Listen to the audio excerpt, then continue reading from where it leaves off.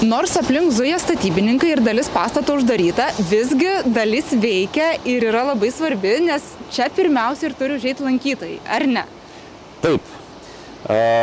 Šiuo metu veikia trečdalis pastato, siekdami vėlgi, prisitaikyti prie finansavimo šaltinių ir žvelgdami į tai bendrą finansavimo apimtį, mes turėjom visą projektą išskaidyti į 3 etapus ir šiuo metu jau esame realizavę pirmąjį projekto etapą, tai turime sutvarkytą dalį pastato, bet kaip tik dabar mes ir įeiname į tą naujai sutvarkytą dalį.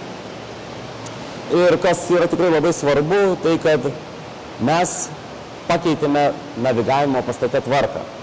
Jeigu anksčiau į pastatą būdavo įeinama į priešingą pusę, tai vėlgi ruoždamiesi atnaujinimui, bendraudami su architektais, galvodami apie tai, kokia vis tik tai bus šio pastato paskirtis, kaip būtų galima teikti efektyviau, patogiau ir komfortiškiau mūsų lankytojams paslaugas, mes nusprendėme apkeisti lankymo tvarką ir dabar, jeigu anksčiau mes pro čia jau išeidavome iš pastato, tai dabar mes tai tampa pagrindiniu įėjimu į pastatą, taip labiau integruojasi pastatas ir bendroje memorialinių kompleksų erdvėje, nes, kaip žinia, mes muziejinės ekspozicijas turime ne viename, ne tik šiame pastate, bet taip pat ir 9-ojo forto erdvėse.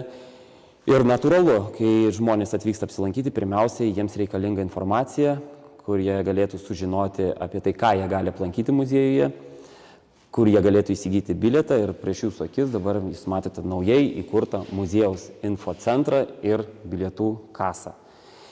Ir tai yra tokia pirminė erdvė, kuri pasitinka mūsų lankytojus.